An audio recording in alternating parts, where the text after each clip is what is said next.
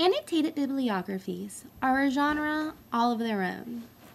The first time I was asked to do an annotated bibliography, I didn't realize the importance of this genre, and I thought, wow, this is a whole lot of busy work. I can't believe I have to do this. However, by going through the steps of an annotated bibliography, it really helped me think through the process of researching and writing.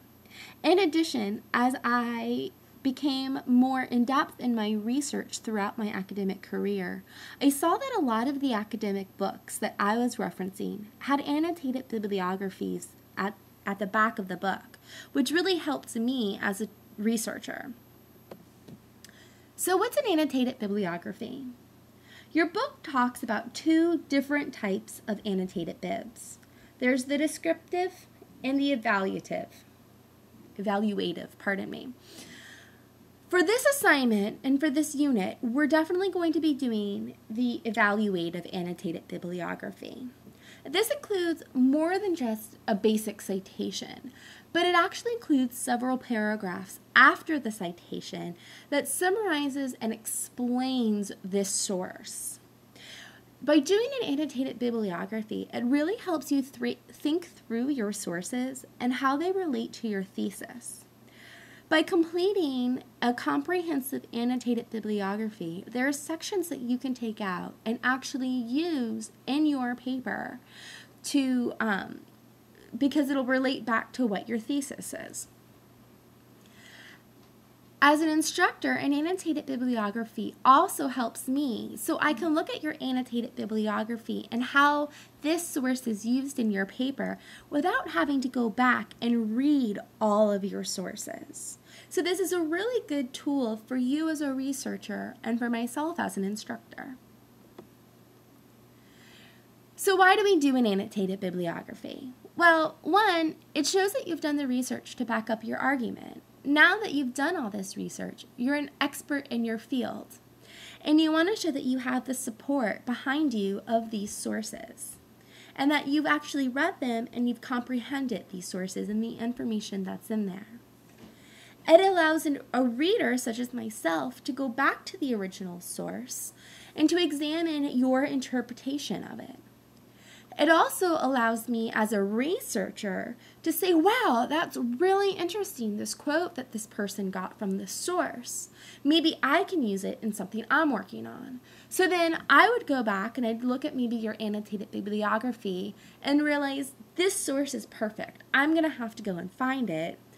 Or I'd look at it and say, wow, I really don't think that this source works with what I'm trying to do. So while this is a good quote, I don't need to go and look at that source. It also helps to fill your reader in on the subject. You're now an expert in the field, and your job through this unit is to argue and advocate for a position.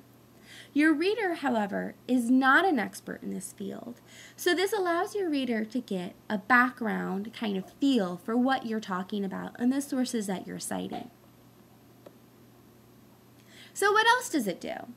A good annotated bibliography, an evaluative annotated bibliography, encourages you to think critically about your source. So we go back to this idea of placing your source in the larger context of the conversation, a skill that you just did with the Unit 3 paper, and then it situates this source in relation to your thesis. Does it support your thesis? Is it a counter-argument for your thesis? Where does it fit in line? Again, it proves you've done the legwork, and then it provides information to other researchers. So there's 3 steps to the annotated bibliography. If you turn towards the section in your book where it talks more about the evaluative annotated bibliography, you see that it's much longer than the descriptive annotated bibliography. An evaluative annotated bib should comprise of several thought-out paragraphs. It should first include a brief overall summary, and this can be just a couple sentences to give the brief summary of the article, the book, or the journal to let the reader know the general idea of the source.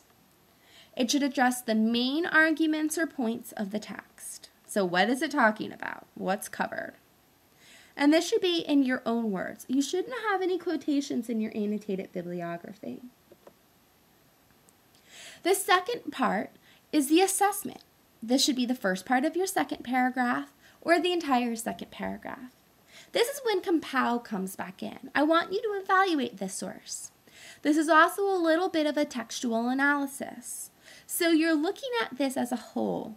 Is this source biased or objective? Does it relate to your other sources? Will this be a useful source? Sometimes we do research and find out, wow, this is a bunch of hooey-baloo and I can't use it. But you can still use it as an annotated bib to say, hey, look, I've looked at this and I've read this assignment. It just doesn't work. And it should also have a reflection section. This should be the last part of the second paragraph, or if you have a very detailed second paragraph, a short third paragraph. And it should think about some of these questions. So how does this source shape your argument? Does it support or refute your thesis? Does it narrow or broaden your topic? How do you see yourself using this in your paper? So does this work really well to show the history and background? Does it help illustrate a point or position? Does it give support for something that you're putting out there? What does it do? And now, how has this source maybe changed your thought on the topic? Has it changed the way you think about your thesis? Remember, as we write, often we start with a working thesis that changes over time as we do research. Here are some sources that I cited to create this annotated bib slideshow, as well as that I've used in the past to do reference annotated bibs. However, I'd really like you to focus on the pages in your book. If you go to page 119, it starts talking about the key features of the annotated bibliography. And then it goes through the next several pages of how to do it and break it down. I'd like you to really focus on these, and we'll be talking more about them throughout the unit, as well as you'll have the opportunity to do several annotated bibliographies. I know you're definitely excited about that.